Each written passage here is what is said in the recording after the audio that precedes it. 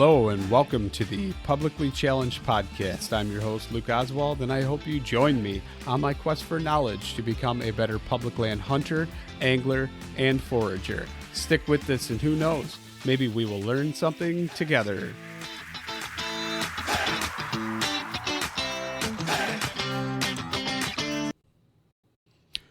All right, real quick before we get started on the show, I'm just going to talk about Treeline Academy. You've heard me say it. I can't even tell you how many times. Mark Livesey is treelineacademy.net. That's treelineacademy.net. Sign up. Use the promo code PC2020. Save yourself $20. Can't say it enough. It's awesome, amazing, most comprehensive e-scouting course out there. Check it out for yourself. Sign up. Use promo code PC2020. And now let's get to the show. All right, so I'm sitting here, and I am at the Beast Mode. Like I would like to say, even though it's not, it's the mini games, but I'm going to think of it in my mind as the Beast Mode because I'm definitely not ready, especially after today. We know this. This has been proven scientifically. It's science, right? I think it's science, but okay. I think you did pretty well. So I'm going to have you guys go around and introduce yourselves, and then we'll kind of roll into this thing. So introductions, are we doing like titles, like we're official and important, or just names? You can do all of the above. Nathan, we should start with you, buddy. I got to start? Yep. Yeah. All right, so I'm Nathan McGree. I'm the owner, operator, GM, god of Tyrol Basin. God, wow. Ooh. Like Thor, or what are we thinking? Probably more like Loki. Like, okay. Nathan doesn't have the hair like Thor, so no, I he can't really be Thor. Luscious locks. And we're sitting over here with Brian. Brian, go ahead and introduce yourself a little bit. I'm the Brian Austin with the Beast Mode Archery Challenge. And the Brian Austin Experience. And the Brian Austin Experience. That will be coming soon. To a bus near you. Okay. Yes, exactly. So, Johnny Love, 2019, right? Is that what it is on the gram, as the kids call it? That's what it is on the gram. The gram. I don't know. Everybody calls me Johnny Love, so I must. Because you've got a lot to give. I must be like the love of every. I guess every soul out there. He's a '70s child. Well, I love you, John. So yeah, it makes sense. It's just Brian. Yeah. All right, so let's kind of go into Tyrol Basin a little bit, and because I've already covered. Brian actually approached you and kind of talked to you. What was your thought process on the time? Brian approached me. We started talking about having some cool archery events out here, and about having some cool archery events out here. I thought it was a great fit for what we do out at Tyrol. It's something that makes a lot of sense, and a lot of people can come out here and enjoy. Get some summer traffic to Tyrol Basin. It's a great group of people who are passionate about hunting, like-minded, gets people active, gets people out hunting, gets people in front of the Tyrol Basin brand, but also having a good time. Yeah. No, I think after meeting all you guys, I think it's awesome, the group of people that you kind of have, that you've got your regulars and, some extras that show up, and it's pretty cool. I'd share a hunting camp with you, but I'm definitely not sleeping in the same tent as some of you, for sure. Especially John. But why is everybody always picking on you, Johnny? What? Why? It's because they love you, right? I take it so well, and everybody loves me. I mean, John's the only one who killed a buck last year, so that is true. We'll just put that out there. That is so. true. But what about the one that you missed? Well, we won't talk about that one. Oh. What's that one? We didn't miss one, did we, It's Brian? pretty much the it's that biggest one. buck that's ever been seen in Wisconsin, and they both missed it. Yeah. Well, I got the whole story earlier, so we don't have to go too much. We're not going to go into that on this. Okay. All right. We're going to skip that. I think so. Was there? Where'd that one happen? Is that the garage sessions? The unreleased garage sessions? Yeah, so we have a couple podcasts that we've done that we have not released just because of the PG rating that we'd probably have to put on it. You just label it explicit, and then you can still get it out to all the listeners for sure. But so let's kind of go on. We need to kind of so the Bmac Mini, why did you do it? What was the kind of reason behind that? So I came up with the Bmac Mini mostly because to get people that maybe had felt intimidated to do the Bmac games, a chance to come out here and really experience it firsthand and to realize that we're not just a bunch of gym rats, which we aren't. And we're not, what I get a lot of feedback with is that the Bmac, the Beast Mode Archery Challenge, just the name itself is intimidating, and that's not really what any of this is about. This is about getting people into health and fitness and hunting and enjoying the outdoors. And rather, if you are an elite athlete or just somebody that's coming off the couch, there's something here for you. Yeah, if you're coming off the couch, you're going to have to embrace the suck a little bit more probably. But but everybody's here to cheer you on and to help you out and stuff. So the Bmac Mini was designed for that to get people that are just getting into it an opportunity to come out here and experience it without, I guess, the whole day or the 2-day event of what the Beast Mode Games is all about. So it's a taste of what the Bmac Games is about. But today we had most of the people that were here. We had probably 6 or 7 new people that have not done the Bmac Games. Most of the people that came today were people that have done the events, but they just enjoy being here and they enjoy the camaraderie and what we're all about. So No, I think that's pretty cool. I got guilted, I'll say that, into coming here. Oh, by who? I wanted to anyway. Johnny Love, once again. Your name gets thrown around a lot, but you didn't really, it wasn't really guilt. I wanted to come. I wanted to show up, but I ended up, I'm here. I did it. I sucked, but who am I competing against other than myself, right? You know what, so, you didn't suck. You finished. The fact that you came out and did this and were a part of this whole event and, competed with the rest of us, I mean, that's really, truly what it's all about. Because just as Brian said, I think a lot of people don't truly believe and understand and realize what they're actually capable of until you push yourself. That's right. Right? And you have to just come out and experience it. It truly is all about the group of people that have come together for these events. We don't care if you're the last place finish, because believe me, I've been last. Multiple times. I was probably last today because actually I missed and had to do. Right, you had to do burpees. Burpees. So yeah, I probably was last. Well, my nickname is DFL, which is dead fucking last. That is true. Good point, Nathan. But seriously, it's about the group of people. Everybody wants to, encourage each other to do the best that they can and to realize that, guess what, you're actually capable of a hell of a lot more than what you give yourself credit for. You just have to come out and do it. Like, I think I'm capable of more, but that pace, that was... Well, so today intense. was short. It was very intense, but like from your point of view, Luke, is that this was your first time, so you had no idea what to expect. No. Where most of these people knew something or knew what kind of I had in store just by the look of the layout that we had. So it's definitely that first time you're going to be there. You're going to feel intimidated, even though there's no intimidation that we're trying to show to you. But you're also going to feel just nervous because it's something totally different. But with that said, I like these events to be something that challenge people too. So it's going to be challenging no matter what fitness level you're at.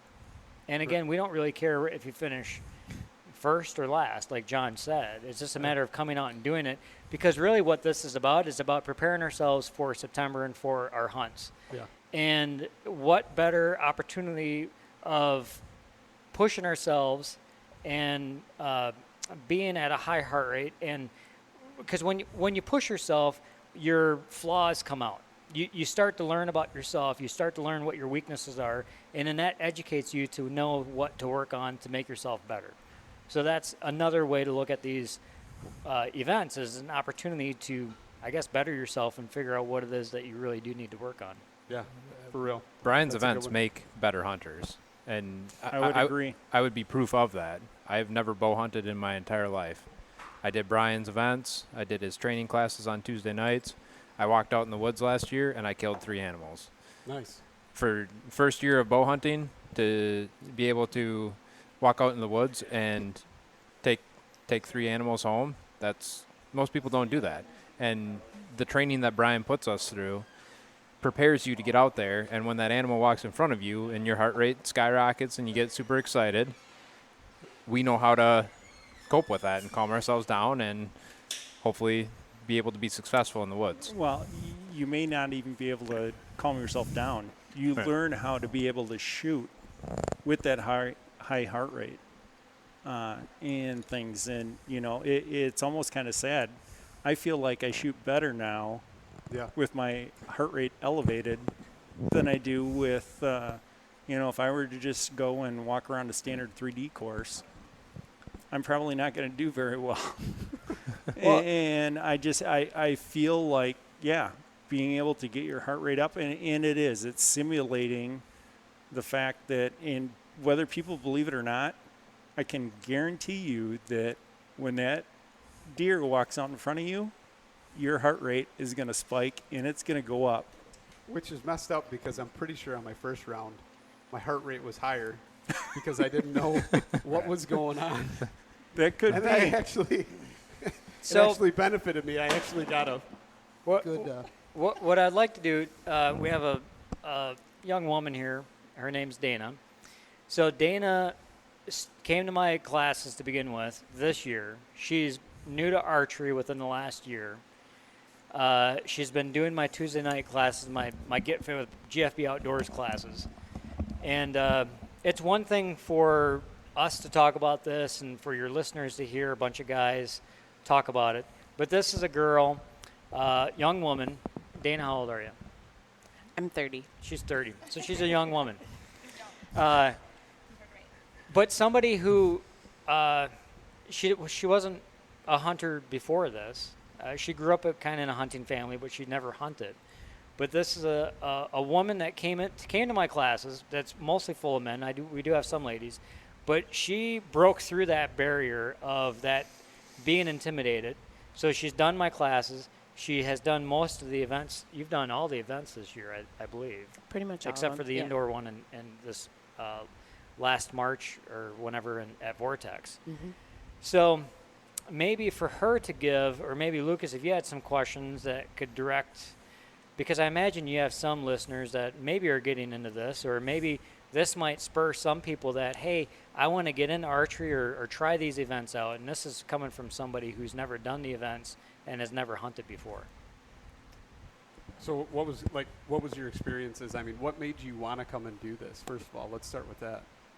Sure. Yeah. So, I mean, just getting into archery, like Brian said, I came from a hunting family, but I always kind of thought hunting was boring, like sitting in a tree, looking at, waiting for a deer. I thought that was kind of boring, but I was always into athletics and sports and stuff. And so I decided I wanted to get into archery, this past winter, and kind of went down an Instagram wormhole and found Brian's page. And I was like, this looks cool, like mixing archery with fitness and athletics and things like that. So that's kind of why I went to the first class, and I was so horrible. Like, I remember talking to Brian the first night, and I was like, I don't know if I'm going to be able to hit like the 20-yard target. Like, I've been literally shooting for a week, so what can you do with that? But everyone there was so welcoming and encouraging and accepting of my flaws and just where I was at. So I felt comfortable enough to come again the next week, and it was just really cool. It was a cool community of people, and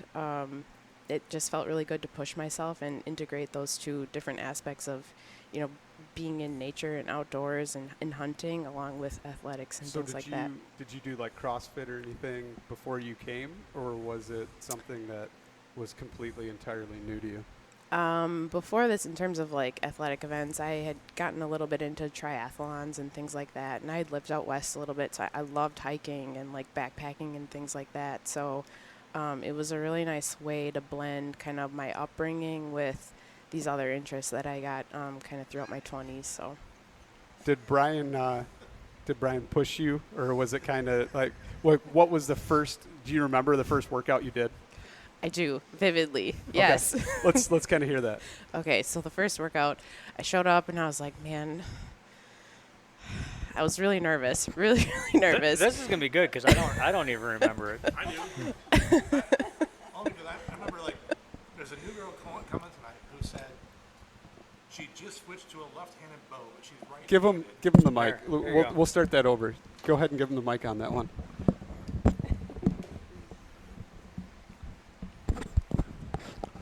Yeah, so we're talking about Dana's first night. Right. Yeah, so I helped you set up that night. And it's like, he just said, there's a new girl showing up who's never worked or who just switched from gun hunting to bow hunting. And she just switched from a right-handed bow to a left-handed bow because she's left-eye dominant. Mm-hmm. But right-handed. Yes. So it was funny because we had to set up targets, and Brian's like, yeah, she's all worried that she's not going to hit anything. So I remember setting up targets specifically for you that night, and Brian's like, yeah, this one's for Dana. Let's put this one up like at 15, 20 yards max because we'll just let her shoot this one. And that's when we set it up down there at the bottom of the tubing hill.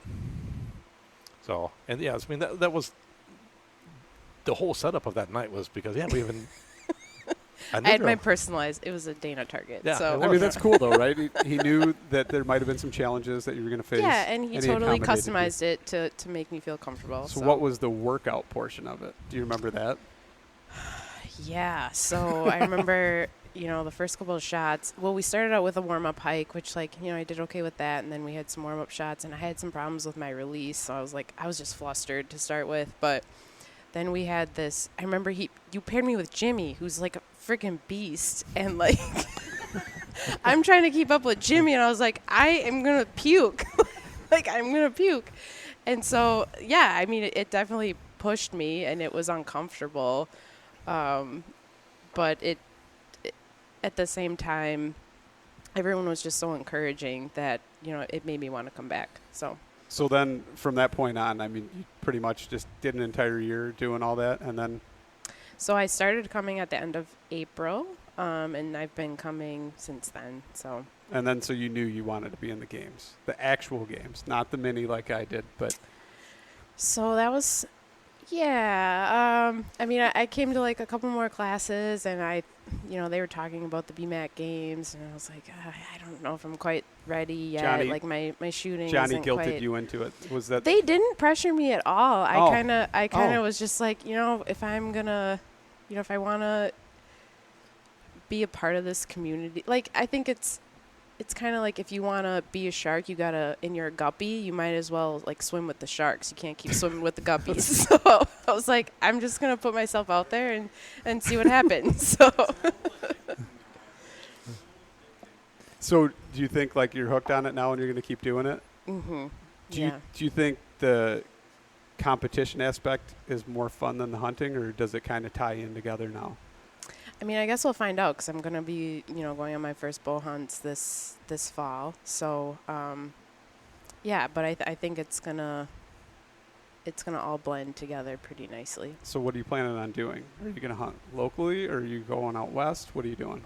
So Wisconsin and probably a little bit in Minnesota. So my family's from northeastern Wisconsin. We've got 40 acres and then a larger farm that I can hunt on, and then my dad and brothers hunt out in Minnesota, bow hunting, and then here in Madison area, hoping to hunt a little bit with Johnny Love 2019. Oh, jeez. Wow. Locally. So I've got some options is what I'm saying. Yeah. We'll get her out here in the woods of Tyrol and see what she can do. There you go. Yeah, maybe even at Tyrol. That would be awesome.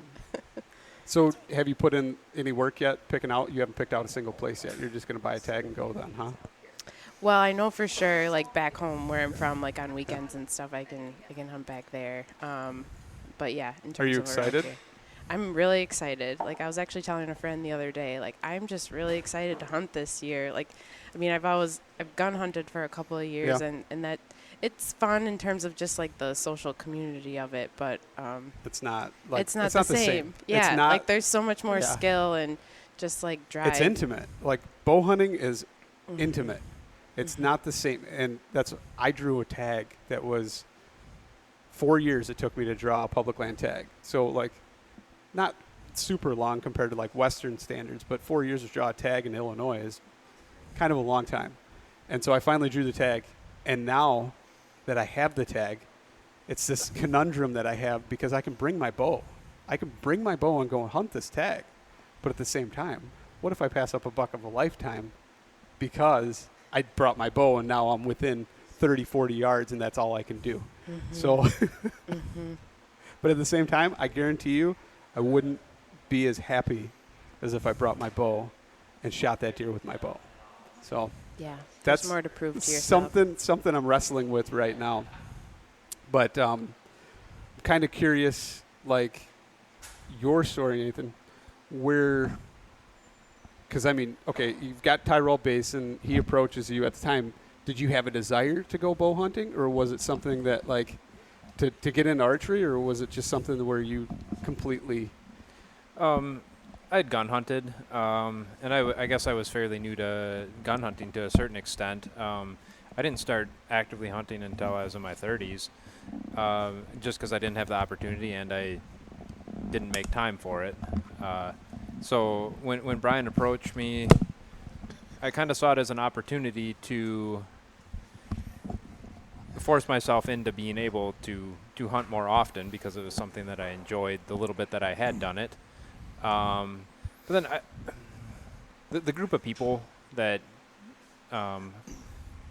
he associates with and he does his things with they're great guys. It's an activity that, you know, in a lot of states gets a lot of negative attention. And, you know, hunting, whether it's, you know, guns get negative attention all over the place. Any sort of weapon does. And if we can show the world around us that we can go out in the woods, we can essentially harvest an animal so that we can live, regardless of what the world around us is. I think that's a skill set that we should have. I also think that spending that time in the woods and getting away from the rest of society, sitting in a tree stand for 2, 3, 4 hours, so that you can come back into the rest of the world. 4 hours? You don't do all day sits yet? I don't have time for all day sits, kidding. unfortunately. Last year I hunted probably 130 days, but you know, it's in 2-3 hour increments. It's when I can go. I have the luxury of I can just walk out of my office and be in the woods in 5 minutes. That's pretty cool. I can be from my desk to a tree stand somewhere on our property in literally 5 minutes. You could also put your pack on and hike up there anytime you want. So I'm just curious Yes. why you didn't. Yeah, let's talk about that. How come he doesn't do that more often? I mean, if I had this hill, I'd be putting money at the top and trying to compete to go get it. So the next ski area that I buy will be flat so that I do not have to hike uphill. That's probably going to be pretty profitable, I would assume. We'll focus on cross-country skiing. Okay. I need somebody to push me, especially when it comes to physical fitness. I do too. I've sat in a gym for many, many years, lifted weights, done the typical muscle head sort of thing, but that doesn't take you to that next level. And No. from a cardio standpoint, I can't do a treadmill. I just can't do it. I can't focus. I can't stay on it. I can't sit there for an hour and run. It's awful. This gets us our cardio. This gets us that an elevated heart rate, or I'm forgetting the name of the specific type of training where you go from elevated heart rate up and down. Yeah, like HIIT training. Yeah, high intensity interval training. That, you know, we want to do in the gym so that we can be physically fit. But in the gym, it sucks so much you just can't force yourself to do it. So we come out here and we actually incorporate a type of training that we're excited about. So training to go out in the mountains, training to go out into the woods of Wisconsin or Illinois or Minnesota to hunt. And we incorporate that into the training so that we're not bored. We're not sitting and watching a TV on a treadmill. Well, I mean, there's definitely a lack of yoga pants out here during Brian's training, unfortunately. But it's a lot more fun. Well, and there's something to be said definitely about being outside and in nature and exercising and getting away from, what most of us are surrounded by every day, electronics and TV and computers and stuff like that. And, now it's a lot of these clubs and fitness facilities are trying to be more high tech. Yeah. And it's, every machine almost has a screen on them now in some of these places. And it's just, that's not the point. The point is to get away from that stuff. It's to rebalance our bodies and our mind. And so that's kind of what all my training is based around. It's, even though some of it is inside, we try to be outside as much as possible and be in nature as much as possible and to do functional stuff. I think functional is a overused term, but I believe that it's, when it comes to hunting and, backcountry hunters, it's I'm a firm believer. I mean, hunters are the original athletes. The hunter-gatherer lifestyle, you have to be fit. You have to be able to endure the suffer and the pain of hiking miles and I guess basically being deprived of calories and all that stuff. So that's kind of what we're about, and we're about pushing ourselves mentally. And when it comes to the classes that I do and the events that I do, I try to make them challenging to the point where they're going to take most to that breaking point. I don't ever want to see anybody get injured.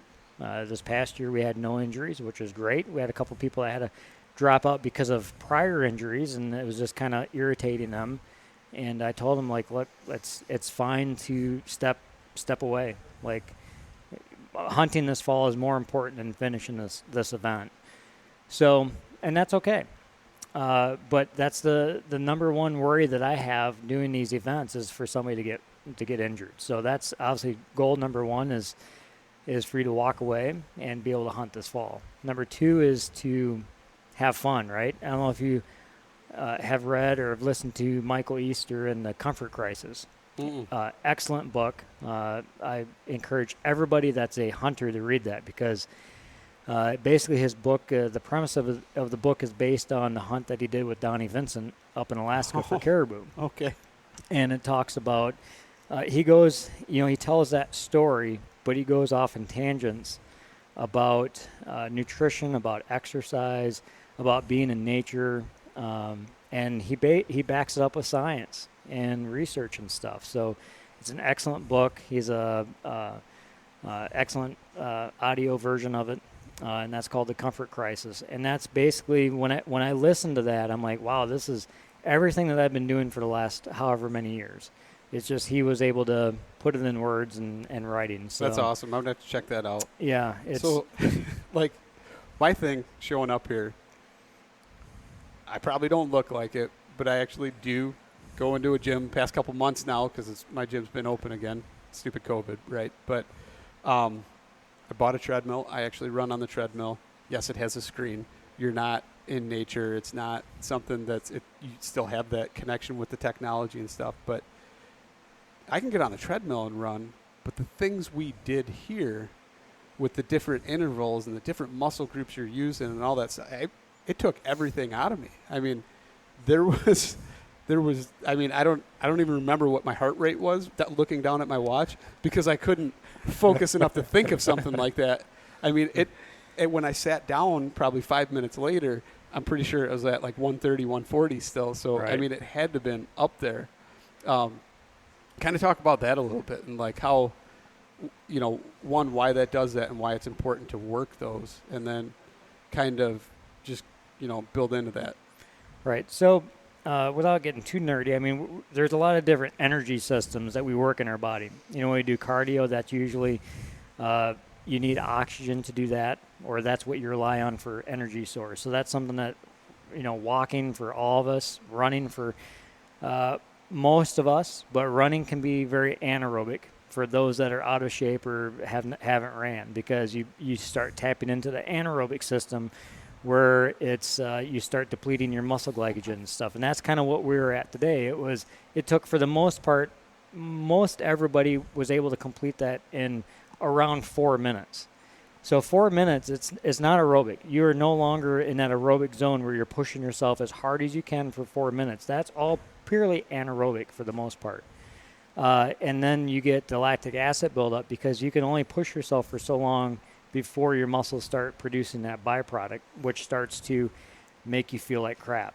You know, your muscles start to tighten, you start getting nauseous and all that kind of stuff. So, you know, there's a lot of research out there that shows either aerobic fitness is better than anaerobic, or lifting weights is better than running, whatever. It doesn't, you know, I don't feed into all that crap. I think it's, you just do what you can do and you push yourself. But you have to have a goal, and being in the fitness industry for over 20 years, I hate the term goals. You know, you need to have an objective. You need to have something to push yourself towards. And now I've structured my business to work more with hunters and those types of people. And our goal is to be able to go to the backcountry in September, or go on long hunts, or go to Alaska, or wherever it might be. So you have to, it's one, to have the physical fitness, but it's also to have the mental fitness. And you're only going to get the mental strength and stamina by pushing yourself physically. There's no other way to get it. You know, I think that's a good point that Brian is making, because, you know, I think all of us that come to Brian's classes and participate with Brian and are now, you know, pretty good friends with Brian, we all come from different walks of life. You know, I run a ski area that during the summer it's not as busy, but we have lots of projects and maintenance and all that sort of stuff. But then once we're in winter, we see thousands of customers a day, and that's a stressful job, and managing, you know, all of the employees and the staff and that sort of thing. Ed does construction, which is hard on his body and has its challenges with customer service and that sort of thing. John works for Crown Forklift and deals with all sorts of employees that put his stress level through the roof. And we all come together on a Tuesday night and blow off all that stress that we've come up with over the course of the week. And I think, especially for myself, I can speak for, and I think for the rest of the guys as well, we look forward to Tuesday because we know we can come out here and in a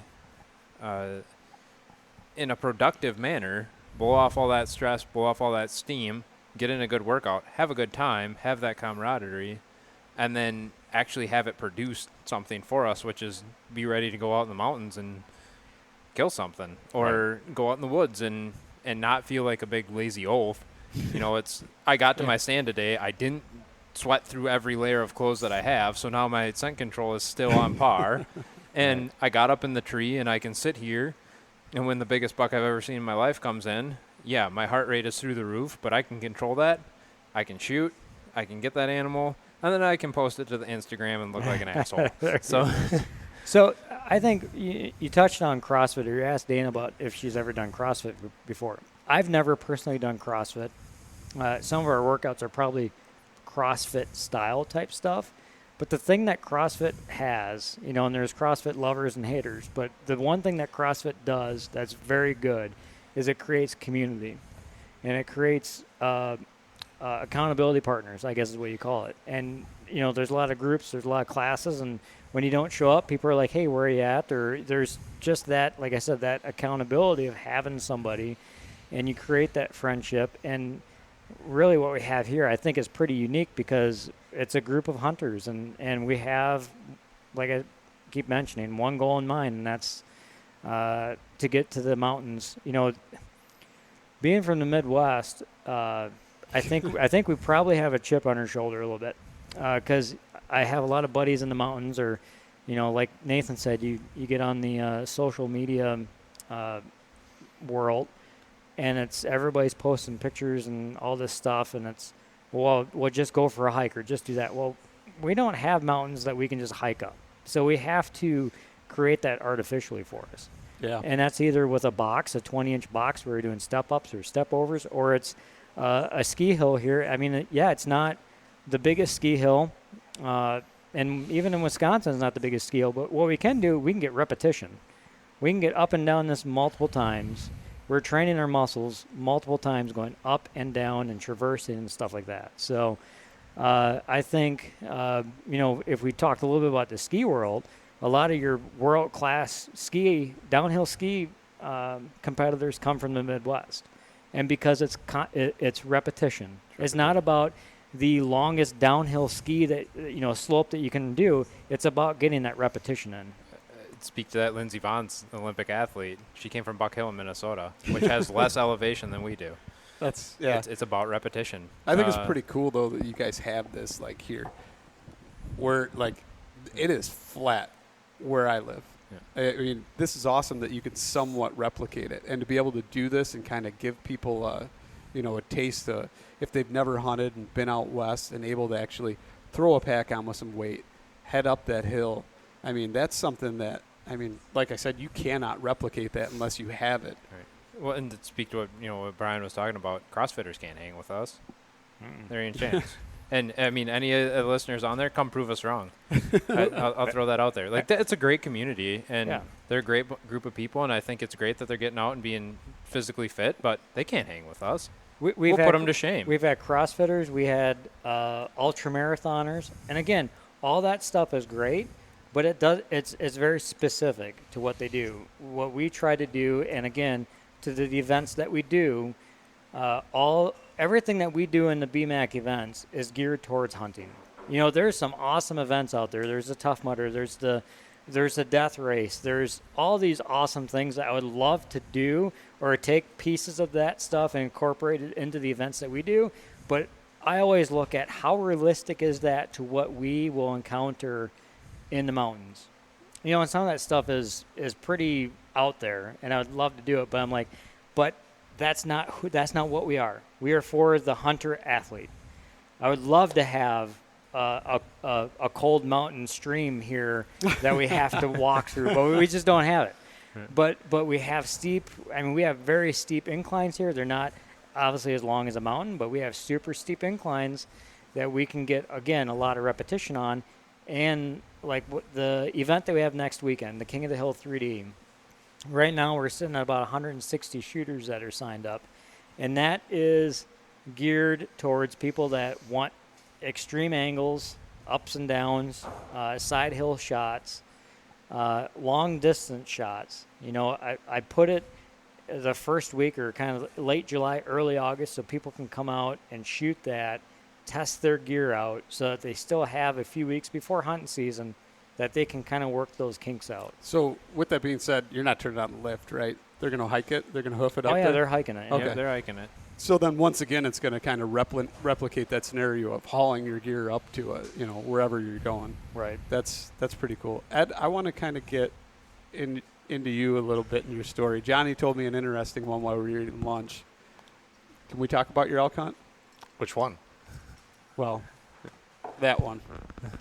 Oh, Johnny was on that. Ed was not on that. I wasn't on that one. Ed wasn't on? Okay. Let's talk about the one. But Ed's been on like 20-plus elk hunts. And so what I'd like to say is Ed is probably the one person, the reason why we're sitting here, because way back when, Ed started doing train to hunt before I did train to hunt. Ed introduced me to that, which then led me into competing in the train to hunts, which then led me into directing some of the train to hunts. And then with COVID and stuff and things not going the way, I decided to keep doing the Bmac events. So really, if it wasn't for Ed and his passion for elk hunting and for doing these fitness archery competitions, so he's been with us since day one. I started working out with Brian in 2017, and it was to where I wanted to come work out with Brian to get in better shape to do train to hunt events. And then, I've been elk hunting, every year. For the last 20 years, I go out once or twice a year elk hunting. And then, maybe once or twice a year besides that, just go out in the mountains. But it was kind of funny that first time I went. I went to a boot camp class, and I worked out at Gold's Gym every day. And I come to a boot camp class and got my ass kicked. I couldn't keep up. Go from lifting every day to a one of these type of workouts, the HIIT workouts. And, I mean, it wasn't an archery workout, but it was still one of your boot camp classes. Right. And I was dying. I mean, honestly, I thought I was going to die. And it was like Brian's just laughing his ass off the whole time. But Yeah, they're definitely a total body workout. And again, I'm not dissing the gym workouts. I think there's a time and place for them. I think, that's definitely, if you need to get stronger, that's the time to get in the gym and do your deadlifts, your squats, your lunge, whatever it is. But there quickly comes a time in most people's fitness journey that for most people you hit a plateau or you get to a point where it's like, all right, now what? And is this really what I need to be doing for really what it is I want to do? For what we do and for like the hunting, going out west. I mean, basically, I feel like we're all doing this because we hunt out west. I mean, maybe some of it's because we don't want to feel like we're going to have a heart attack before we crawl to our tree stand too. But I mean, most of us are doing this, I feel, because we're going out west to crawl in the mountains. But I mean, I come out here every Tuesday, mostly because of the people. Yep. And the group of people we have are amazing, and we're always pushing each other to be better. And that's the thing. That's one of the best things about coming out here on Tuesday nights, is you're coming out here because of the group of people, and they're amazing, and they're always pushing each other to be better every Tuesday. That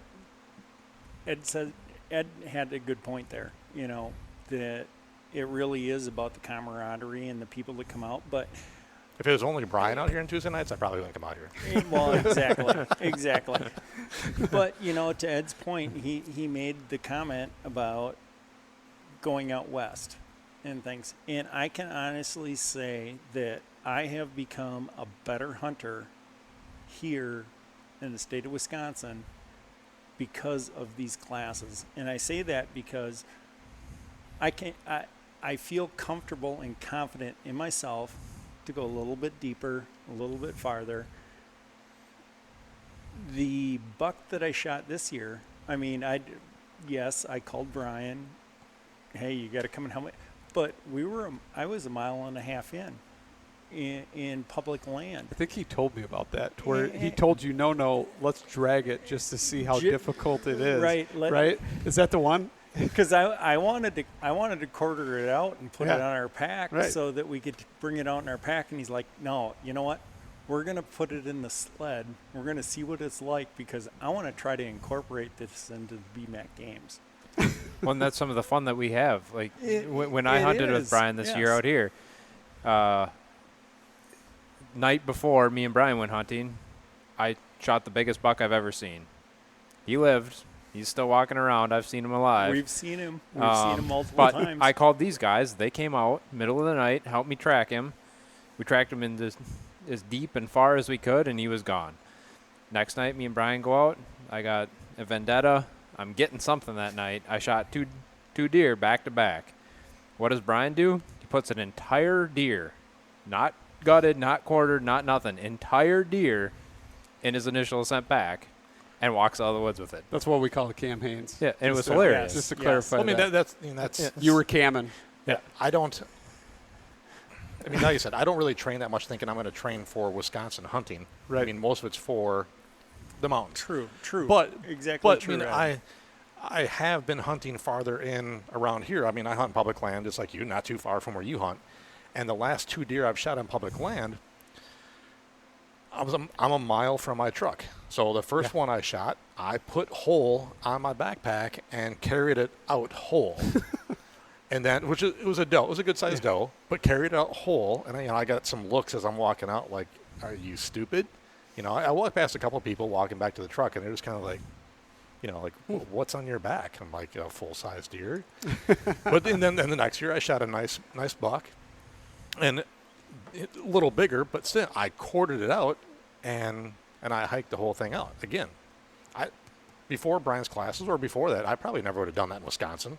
I never would have walked a mile back in Wisconsin. Well, that would have been like big deal. Exactly. That's exactly my point. Is that I felt that, and I feel that I'm going to go back and I'm going to get into the prime spot I'm going to go and I'm going to start, from a scouting standpoint and then going back into hunting. I'm not afraid to go way back in, and not that there's these huge tracts of land in Wisconsin, but, you can still get 2 miles back in and you got 2 miles to get out to the nearest road. Yeah. I feel confident and comfortable now because of these classes. And I think truly it's a mindset. It's not necessarily that I'm humping up and down I these think that's hills. part of it, though, Johnny. You don't want your physical ability to be the limiting factor, but at the same time, if you have the physical ability but you don't know you can push yourself that far, Exactly. you're not going to be able to do it. Yep, exactly. I get that. It's a mindset, that a lot of people don't realize that they probably can do the same thing. And, maybe we're going to give away all our secrets that, hey, come out and work on our class and, gain the confidence to go and hike back in. And next thing you know, we're surrounded by people back That's in these good. places Then you that just we go to your hunt truck, and stuff. though. Then, You just well, hunt- yeah. Then you hunt from your truck. Right, But exactly. I know a lot of people that go out west that quit after 1 year. They go out there 1 year and say it Yes. was the most miserable thing they've done in their life because they couldn't handle walking off their four-wheeler. Yeah. They spent Yeah. the entire time on their Ranger or their four-wheeler, and they're like, oh, I put 40 miles in on my Ranger. I'm like, well, that's not elk hunting. No. But they said, oh, yeah, then we got off and we walked to the bottom of the hill and walked back up, put a mile on our boots, but I was dying. I'm like, Yeah. The difficulty is Because what yeah. drew me back. yeah. You know but what I mean? They were used to Yeah. used to Wisconsin deer hunting where you can just walk to your tree stand and not feel like you're going to die. And, but these classes prepare you for actually going out west and enjoying yourself. And that's the whole thing. It's like, you don't want to feel like you're going to, if you're going to spend the kind of money and kind of effort and put the kind of gear or spend that kind of money on the gear to go out west, you want to make sure that your body Yeah. can actually take you there. And You can have all the gear in the world, but Right. if you can't get there, it's Yeah. no point. yeah, you tell people they spent $3,000 in new gear this year, but if your body can't get you there, who cares? So I want to put another young woman on the spot here. Her name is Valerie. Valerie has not done any of my classes, but she's done. She did the Bmac games, new to archery, I believe. I'll let her tell her little brief story because I think it's important for people, especially women, because I would love to get more women involved with these events. And like Dana, she knew nobody here, and I believe Valerie knew nobody here. She just found us online or something like that. So I want Valerie to maybe give you your listeners some insight. Yeah. And if I'm stuttering a little bit, it's because I'm 3 whiskey sours in right now. Oh, here we go. So, Brian had to bring that up. so that is why my speech is not the best right now. It's all good. All right. So here is Valerie. They were celebratory drinks, just so everybody knows. But so, kind of tell me your story. What was the deal? What drew you here? What brought you here? And then, kind of, how has the journey gone? There were years ago that I wanted to learn archery, and then my ex had disappeared from our life and had died like months after he walked out on us. And so I had to set that goal aside of learning how to shoot archery. And my daughter brought up wanting to learn a couple years ago, back in, I think, 2019. And we both decided to go ahead and go learn together. And my son said he wanted to learn how to hunt. And I didn't grow up in a hunting family at all, or any outdoorsy family at all. So it was entirely new to me. But I was like, you know what? I like being outside. I like the physical challenges. So trying to learn how to hunt and everything sounded like a good idea to me. I learned to love archery really quick. And we had started out on recurves and learned all that. And I was already into the physical fitness aspect of everything. And so trying to go out and learn how to bow hunt seemed like a natural progression of things for me. So, what'd you use? What kind of resources? Where'd you go to get to that level, to where you could go out and not only educate yourself, but then mentor your son, which is awesome, right? Yeah. That you're doing that, because ultimately, what is the goal other than to not only set ourselves up to where we have that knowledge, but to be able to pass knowledge on to a future generation is amazing. I think for people who don't hunt at all and who haven't been introduced to archery or anything, it's it was extremely hard to find somewhere to learn how to shoot a bow, how like the whole process and everything, because you think like, oh, just pull a string back and shoot an arrow and it'll work. But that's not it at all. So it took a while to find somewhere to actually learn. And we found a place actually nearby that taught us how to shoot recurves. And then eventually I picked up a compound bow and I was like, oh, I need to buy one of these. I need to learn more. I want to go this route. I want to find this out. It's the easy button. Yeah. Well, not that recurves were something I didn't want to do. I still want to do that. I want to buy my own one of those and get better at that too. But the compound bow was kind of like a thing that it was just easy to pick up and do and kind of exciting almost. Absolutely. And so I had done, I know Tough Mudders were brought up and everything. I'd done, I don't know, like 9 of those in the past. And I got into this whole physical fitness thing as an adult in my 30s, actually right before my ex had walked out on us. And so I really developed this whole desire to just pull myself together and do all this stuff by myself and figure things out and go out and do the things that I was scared to do. So let's kind of go into the hunting a little bit then. Have you gone and actually taken an animal, been out yet? How far are we? How far along? I've been out. I started like midway through the fall season in 2019 and started trying to go out on my own, on public land, on the ground, trying with a compound bow. Kudos. I didn't have any luck. And then I headed out. I was actually in 2020 when COVID hit. I had signed up for a class for spring turkey hunting through the DNR. And they shut that class down. And I was like, you know what? I'm just going to buy the thing and I'm going to go out and try myself anyway. And so I went out and tried. I didn't have any luck. I was still on public ground, so I didn't really have any idea what I was doing. It's and tough. Trying to figure it all out and piece everything together was awkward. But then last fall, I gained access to some private land, and I was starting able to be pulling everything together and see what was going on the land without that public land influence. And so it kind of bolstered my own like confidence on booster, everything. Right? Yeah, for sure. So where do you think it's going to go from here? Are you going to take your son out yet? Is he old enough, or is he? He's old enough, but he kind of waffles on things. And so right now he's back to where he's like, I don't know. He sees mom come home with a deer. You know, it'll probably change the story a little bit. But don't feel bad. Don't feel discouraged. Oh, yeah, I had an awesome piece of private land. I started bow hunting when I was 15, 16, somewhere right in there. I shot archery a little bit before that. And it took me 4 years before I downed a deer. 4 years. And I had an awesome piece of property to do it on.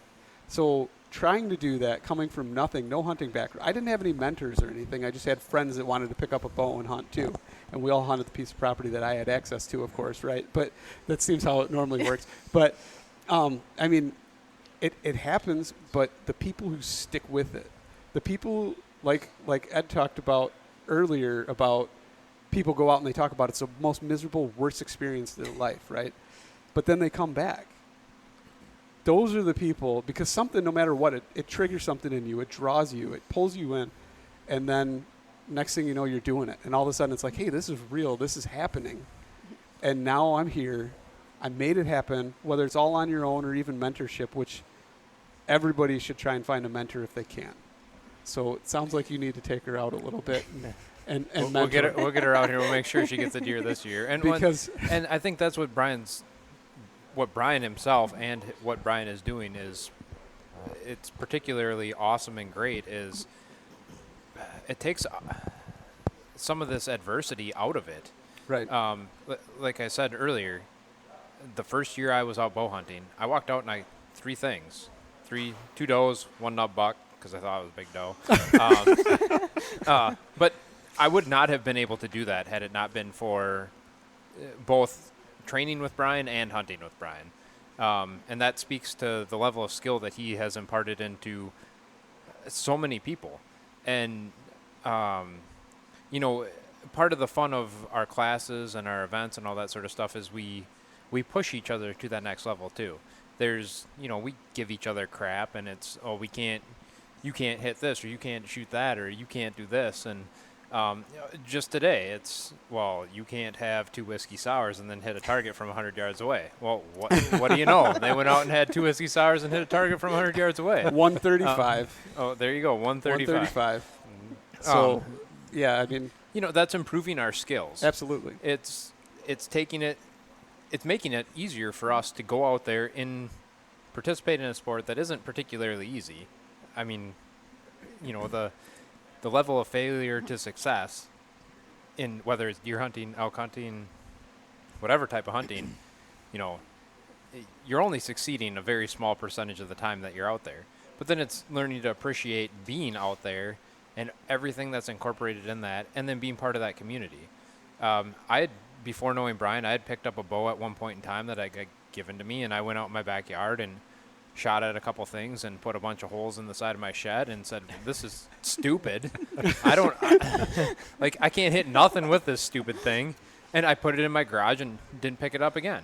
And I didn't have a bow I bet there was a 7-year time period between the time I had that bow and before Brian walked into my office one day and said, hey, you want to do this crazy event out here? And I could see the passion in him and the passion that he had for both his events, but then also teaching people to be successful at what he's passionate about. And it's not he's not going to come out and go hunting with you and, put you in a place where you're uncomfortable or put you in a place that you can't succeed. He's going to teach you how to deal with that being uncomfortable and make sure that at some point in time you have the skill set to be successful out there in the woods or in the mountains or just in life in general. I mean, there's so many principles and things that we do at class or in the Beast Mode games or the mini challenge or whatever. It's skills and tools to just deal with life and some of the bullshit that we have to put up with in the world that we live in and process all that stuff. And it just creates better people. I can guarantee you, like what you said, nobody's thinking about that as they're carrying sandbags and ducking up, going over the over-under and picking up that sled. Right. The last thing on their mind is, rent that's due, bills, whatever. Right. None of those problems are there while they're doing that. Right. And just giving somebody that time even to kind of decompress, not think about those things, that's a health benefit. Totally, right? Well, and physical and mental. I think especially now and in this last year, we still had classes during the height of the pandemic. They're outside. But I think on Tuesday nights, people got a sense of what life was like pre-2020 or whatever it was. Yeah. Because we were all hanging out, we were all shooting our bows, doing stuff. And then, I felt like that. And then you drive home, and then the next day on Wednesday is like, gotta put this mask up, frickin' mask on, and gotta do this crap. And I looked forward to Tuesday night's class. I don't always get to participate, but I look forward to it because it's just you're outside, it's just something about it. But and even now, I look forward to it. It's one of my favorite things about my job is that Tuesday night class, and we have anywhere from 10 to 15, sometimes as many as 20 people out here for a class. So it's great. I look forward to the events. The events are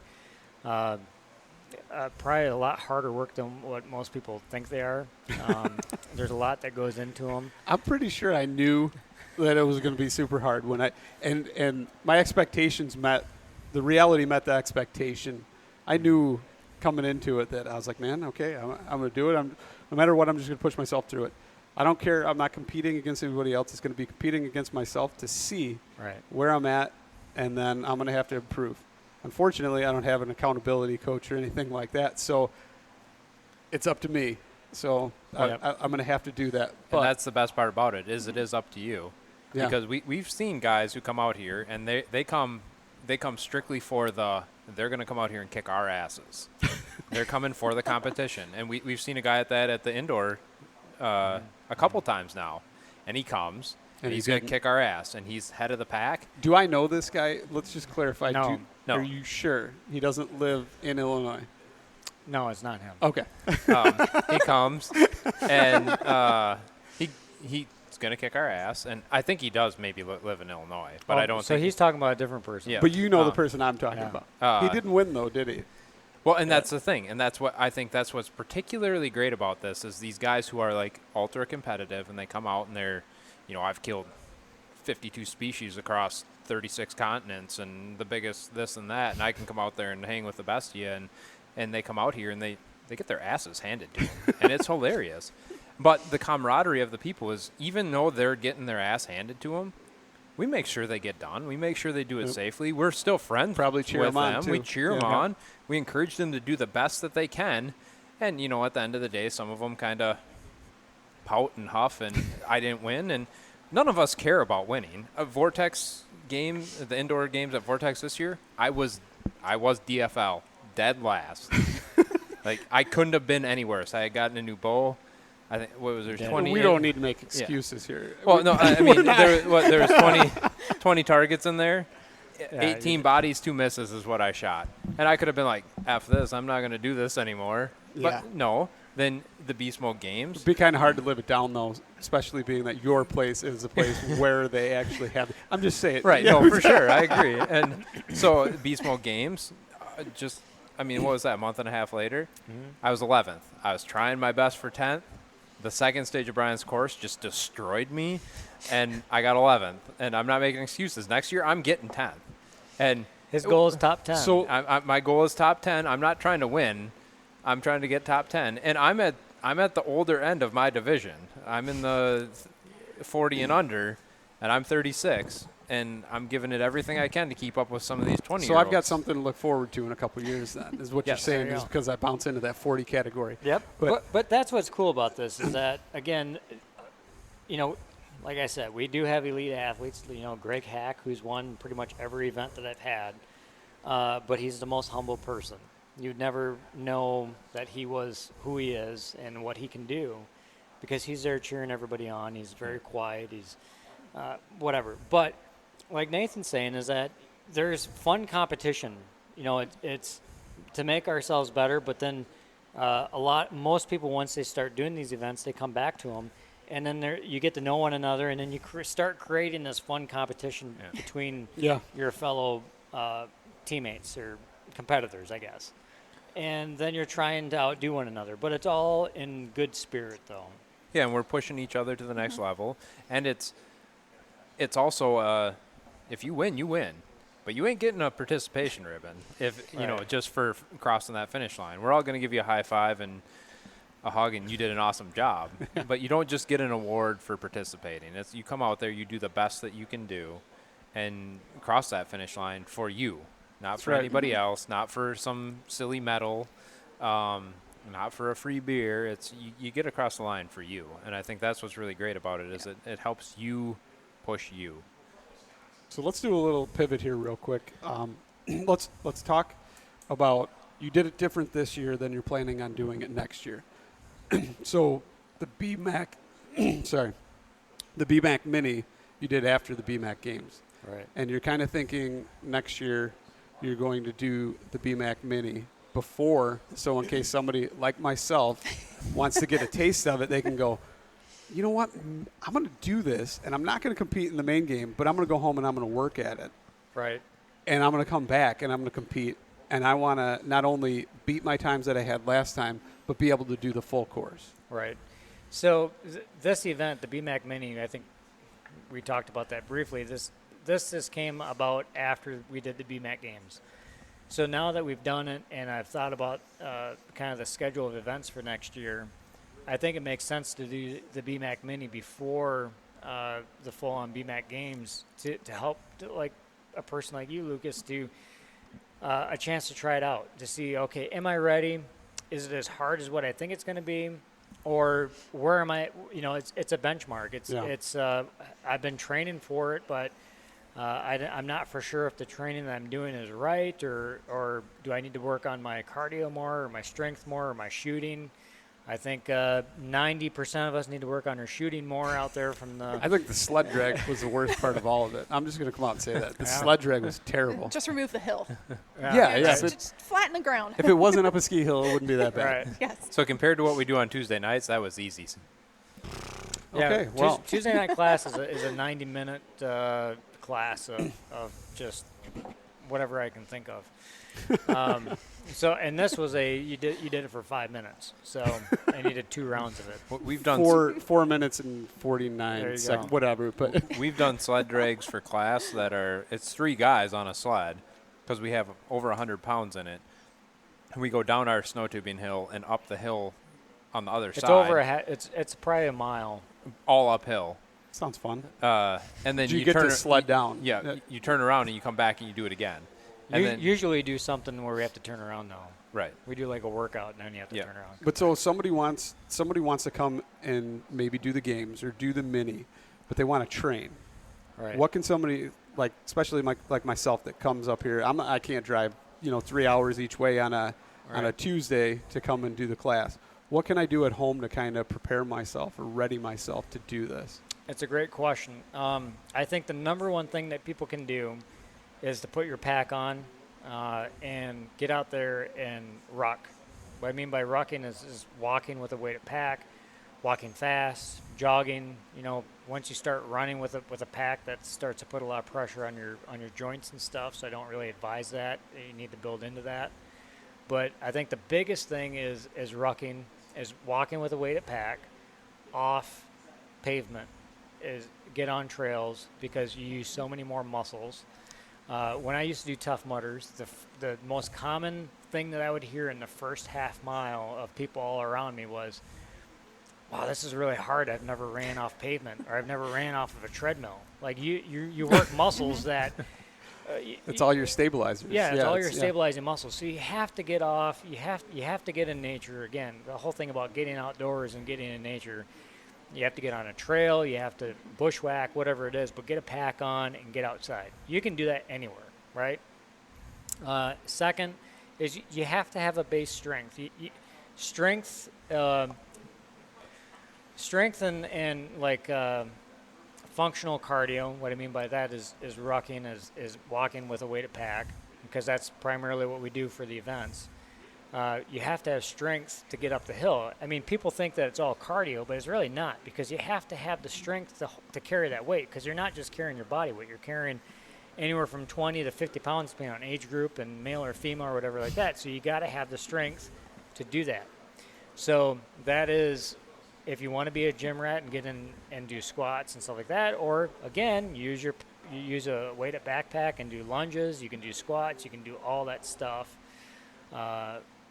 With a pack. So I feel like do a shit ton of burpees. Do a shit ton of burpees. You should do a lot of burpees. We do a lot of burpees. With a lot of weight. Yeah. Don't forget the weight. This is a totally different type of workout. It really is, because I've spent hours and hours and hours in the gym. I can squat a lot. I can deadlift a lot. I can bench press a lot, and none of that does me not an ounce of good. Ounce of good. That. Yeah. No. It trains you from head to toe, and the mental piece of it is it puts you in that next level. And as a woman, I was going to say, I think the one thing that I don't train enough is carrying the weight.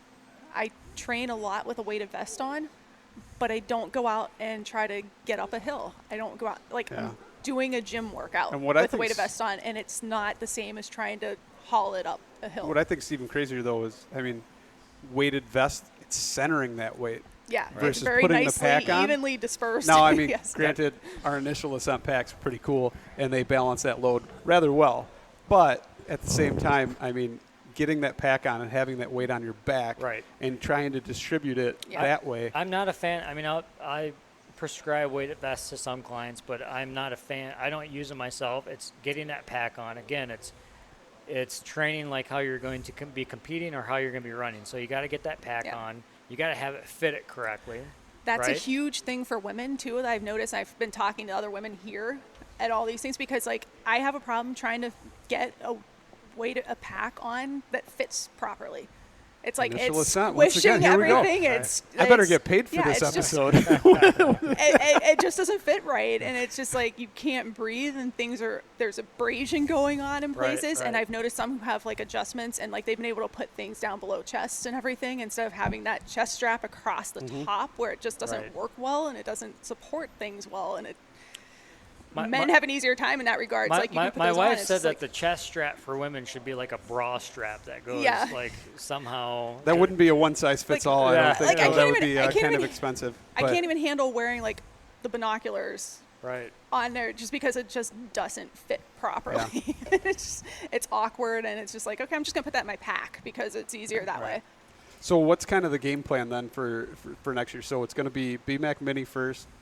Hopefully it doesn't get too crowded because you like to still. It's Right. good to actually see you come out of retirement and do a little bit of stuff with them. But Yeah, it's fun. so Bmac Mini, and then like 6 weeks before or something. So what are you thinking? what we're thinking right now, we're going to have the Bmac indoor event at Vortex Optics.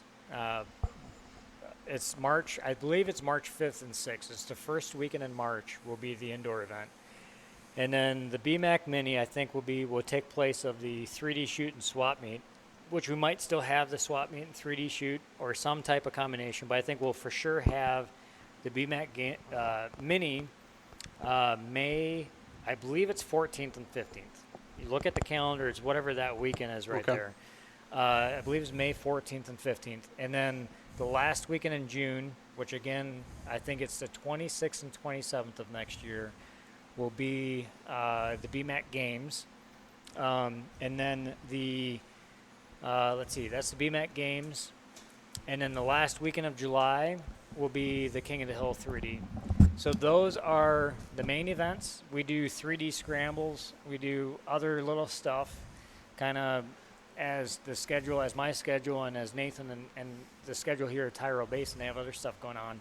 So as things allow, we do other little stuff throughout the year. So Yeah. No, that's cool. I think for the three of us, we're going to throw down. We want to see you complete the games Whoa, next year. jeez, maybe we'll see. Oh, I, hey. you know, I was Are gonna we say. putting out a challenge right think here? we I are. think. I think we are, because I think he's got it in him. Oh, I want to. Well, He- wait, what's the what? It's still July, so technically it's 11 months away, buddy. Yeah, I'm not saying I'm So- not going to do it. so Just like I Lucas- told Johnny, Johnny but you're not guilted saying me you are gonna into do this. it though.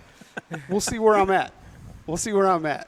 I did. We will I, see where I I'm did. at. I did I'm push not gonna Lucas do just this. a little bit. Did you? To try? Yeah, did not know did. about this, I Lucas. personal Oh yeah. messaged No, him. it was malicious Was it attacks. really? Malicious. I won't say attacks. I will call it malicious motivation per IG comments. Okay. That's what we do. So, now. so maybe I need to put this out there. So, Johnny Love 2019 is like my main right hand guy who helps me with everything, and he's also very, very passionate about what we do.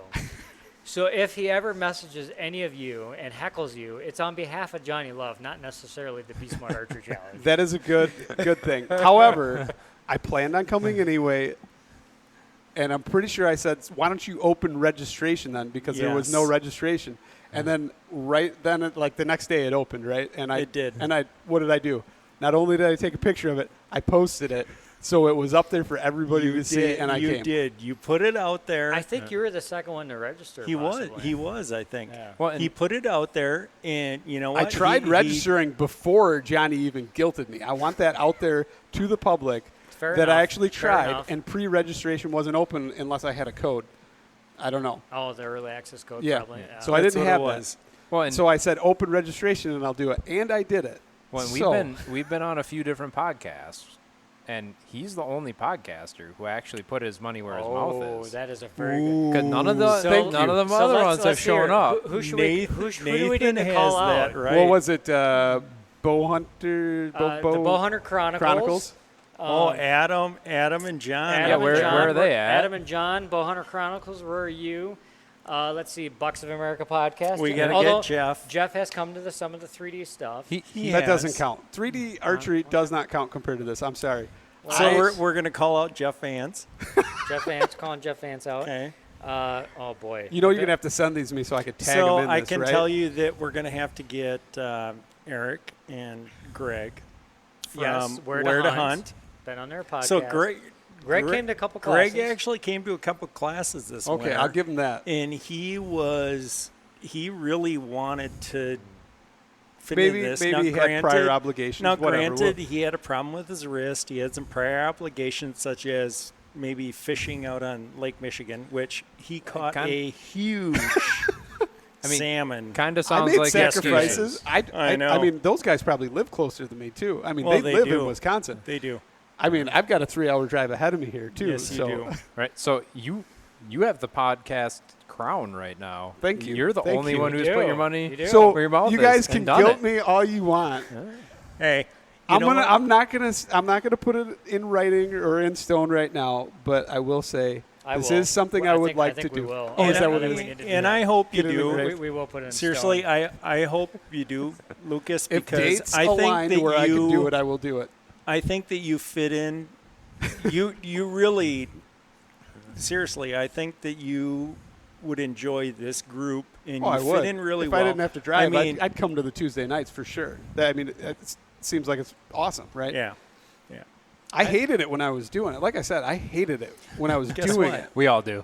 But I did it, and afterwards I was like, okay, crap, I still got one more round to do. I hate And it every week. Nathan and I look at each other and we're like, this sucks. Why do we do this? Yeah, every week. But you know what? The next morning when we get up, we're like, we are glad that we actually got out here and did it. And you can eat that extra most cookie the of- next most of day the- too. Most you know? of the time. Most of the time. Sometimes I can't hardly get out of bed, but Sometimes you got to use 2 hands to sit down on the toilet. you do. But it's rewarding. to pee, just to clarify on that. Yes, of course. And on that note, I think Nathan this is a squats to pee. good time to wrap this up. Good time to wrap We're it well up. over an hour here. So, no, I appreciate it. I think it was awesome that I got to come out and do it. Thank you for guilting me into it, Johnny, even though I tried before you made that Yes, comment. I know you So- did. Well- I know you did, but you know what? I'm always gonna throw it out there. I am. As Brian said, seriously, I am extremely passionate about this. So I'm pretty and sure I need to like print that out now and have it like put onto something. I think you should and put then- it in a plaque and hang it above. Or I might even just try in and your dig up the podcast old room. post and then go on there. Now I can comment on it. We'll again, come right? up with something, but no, I mean, seriously, I appreciate your time coming up here. Just like everybody that comes to the events, I'm very, very thankful for people that come out. Summer weekends are very precious to. Nathan gave me a Precious. hard time yesterday that a grown man should never use the word precious. Well, isn't that just precious? Yeah. See, it's not that bad. It's pretty bad. Well, okay. Pretty bad. Yeah, I'll Okay. give it to you. But anywho, I mean, seriously, I very much, I very much appreciate everybody that comes out to these events, and it's really the people that come out to these events that make it epic, that make it great. Yes. It's I'm very thankful for those people. I'm thankful for the people that follow me on social media and believe in what we're doing and maybe just live too far. I mean, we have people that live in Arizona that wish they could come here. We have one guy that used to do the events, but he moved to Arizona and he misses it badly. Well, you got one that came from Arizona and We did. stays the summers up here too. Now Yeah. that's real quick. Is that the same guy that had both knees replaced? No, No, Okay. guy. it's not. Okay. Yep. Because I was just trying to clarify. I'm like, wow, he did really good. Like 6 No, months ago, it- had 2 brand new knees. It wasn't Dave, and let's not even get into that because that's a whole nother podcast. He gave you We run need- for your we- money, but we yeah. need to get Dave on a podcast seriously because he's something else. All right. Well, and maybe some of your listeners are wondering, hey, I can't get to this. How do we support Brian or get the word out or whatever? Share it on social media. Social media likes nothing more than to block Brian's post because we're What? They're blocking now? Well, That's the filter. It's the new filter thing. Well, I no, had to go it change was but- during COVID. I was an event Yep. that was still I was still doing stuff during COVID. Mm. I'm hunting related. And you don't follow the mask. Yeah, Yeah, I see it. So I see it it's now. Share it. Seriously. I mean, Next, you're going to be posting anti-vax stuff and all kinds of. We won't go into that. We are very much for doing whatever can get people to come out and participate. Choice. It's Whatever, all about Yeah, choice. whatever you want to do. Just make the right ones and come and Right. get right. fit. But yeah, Exactly. if you GFB, right? Get Yeah. fit with Brian. I think that's a good right there. We're just because we could keep going. Yeah. And we could could go talk all for night We long. can talk all night. so thank you guys. Thank you, Thank you Lucas. for welcoming me in. Let me come out. Harassing me to come here, Johnny. Hey, you It's know all what? good. You did great, buddy. I appreciate it. The fact that you showed up. You know what? You did what you came to do. And all You- those you- other you podcasters didn't. Guess what? You completed it. Lucas, Dude, if you don't hit the it's- stop button, John's going to keep talking, Yeah. buddy. All right. I'll keep All right. talking. Thank all you night guys long. so much. Thanks a lot.